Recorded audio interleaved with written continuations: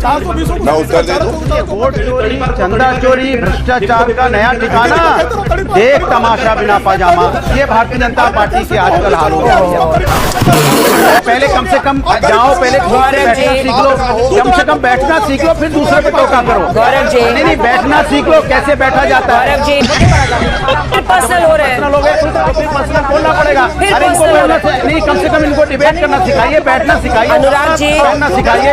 अरे स्कूल के बच्चे की तरह चले जाते हो, बता ये डिबेट है, बड़े हो गए हो, अब कम से कम बड़े होने का एहसास करो। अनुराग भदौरिया, अनुराग भदौरिया सामने आगे बैठ जाता हूँ, बड़े बड़े लोग देखते हैं। नमस्कार दोस्तों, चलिए शुरू करते हैं। बिहार के प्रधानमंत्री उस पलायन की बात कब करोगे?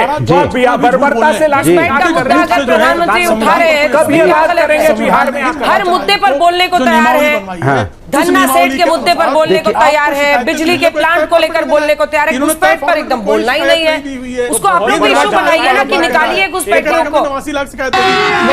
अभी मजा आएगा ना भिड़ो। फॉर्मेट में क्यों नहीं दे पा रहे? क्या अरे भाई, घुसपैठियों को तो भारतीय जनता पार्टी सरकार में है और बार बार ये कहा जाता है भारतीय जनता पार्टी से कि आप घुसपैठिए कहाँ हैं, कितने हैं, कैसे आए, कब आए, और संख्या बताइए। आप अभी तक नहीं बता पाए। मंच से बातें तो करते हैं, 11 साल से केंद्र में सरकार हो गई, अभी तक नहीं बता पाए कितने घुसपैठिए इस देश के अंदर में और कहाँ है, किस जगह पे बताए सरकार। 20 साल से बिहार में जेडीयू बीजेपी की सरकार है, वहाँ घुसपैठिए कहाँ है, कैसे है, कब आए, इसके बारे में बताए। भाई असम में 9 साल से भारतीय जनता पार्टी सरकार है, 31 मार्च 2019 में इन्होंने क्या बोला था? इन्होंने एनआरसी बोला था 19 लाख अवैध प्रवासी हैं। अब वो 19 लाख अवैध प्रवासी बाहर भेजे कि नहीं भेजे, बताइए आप। अरे बाप रे, ये तो धोती खोल रहा है। कितने आपने भेजे, मैं जानना चाहता हूँ। झारखंड का चुनाव आया था जब आपने घुसपैठियों का मुद्दा उठाया था, झारखंड का चुनाव खत्म हो गया, घुसपैठियों का मुद्दा भूल गए आप। और हम बार बार याद दिलाते फिर भी याद नहीं रहता। आप बिहार का चुनाव आया तो बिहार में घुसपैठी याद आ गए, मैंने आपकी कोई जिम्मेदारी नहीं बनती है। कमाल हो गया, आजकल तो भारतीय जनता पार्टी की हालत ये हो गई है कि अपने मुद्दों को जो मुद्दे विपक्ष बोलना चाहता है उसको बोल के मुद्दे को डाइवर्ट करना चाहते हैं। जिम्मेदारी आपकी बनती है, सरकार आपकी, उत्तर प्रदेश में 8 साल से भारतीय जनता पार्टी की सरकार है। आप बताइए आपने कितने घुसपैठिए निकाले, आप उनका डाटा दीजिए। नहीं देंगे, बताइए कितने घुसपैठिए और कितने घुसपैठिए आपने निकाले। इसके बाद आ रही हूँ नवल जी, अनुप्रिया जी, जल्दी जल्दी खत्म मैं उत्तर दे दूं। वोट चोरी, चंदा चोरी, भ्रष्टाचार का नया ठिकाना, देख तमाशा बिना पाजामा, शिक्षकों की भर्ती करने को भारतीय जनता पार्टी के आजकल हाल हो गया। गलत बात पहले तो वोट चोरी करते ही हैं अनुराग जी, उसके बाद देख लीजिए अब क्या हाल है। अनुराग जी, नहीं, अनुराग जी आप बताइए, आप बताइए। सोचिए कि इस देश में बातचीत के स्तर को आप कहाँ ले जाना चाहते हैं? गौरव जी जवाब दीजिए। वो तो पूछ रहे हैं कि भाई बताइए ना आपने कितने घुसपैठियों को निकाला है। देखिए, पैजामे पे नजर ना रखिए, देश पे नजर रखनी होती है भैया। तुम तो सिर्फ पैजामों पे रोहिंग्या की नजर रखे हो। शांत कराइए इनको, शांत कराइए। रोहिंग्या के पैजामे पे नजर है, बताइए, शांत कर बताइए इनको। अंजना जी, हो गया, अंजना जी, शांत करा लीजिए, वापस आइए, वापस आइए, शांत कराइए। इनके बीच में कोई बोला था? चलिए बोलिए, पूरा कीजिए जल्दी से। गौरव जी मुझे अभी नवल जी और अनुप्रिया जी के पास भी जाना। अंजना जी, सबसे पहले देखिए कि जब कांग्रेस की सरकार थी, श्री प्रकाश जायसवाल ने कहा घुसपैठिए कितने हैं भारत में, घुसाया कांग्रेस पार्टी ने। हमें ये भी नहीं पता कितने हैं, आज हमसे पूछ रहे बताओ कि कितने हैं। अरे आपकी विफलता है, हम तो ठीक कर रहे हैं। तीसरी बात, प्रधानमंत्री जी तेजस्वी यादव के लिए, लालू प्रसाद यादव के लिए भारी है, लेकिन घुसपैठिए रोहिंग्या जो देश की सुरक्षा के लिए खतरा है वो बाहरी नहीं है। अब बिहारी तय करेगा कि बाहरी कौन है कौन नहीं है। अभी मदद है भाई, अभी मदद है।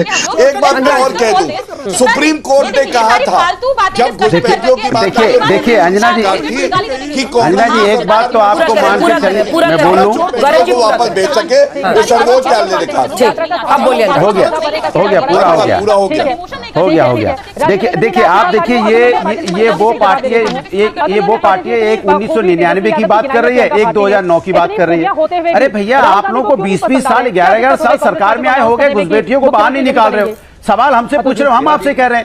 अरे क्या सुनाई नहीं देता? कान में क्या दिक्कत है? आंकड़ा दिया था कि नहीं? अंजना जी बताइए जरा इनको। मेरा तो गेम बजाना पड़ेगा। है?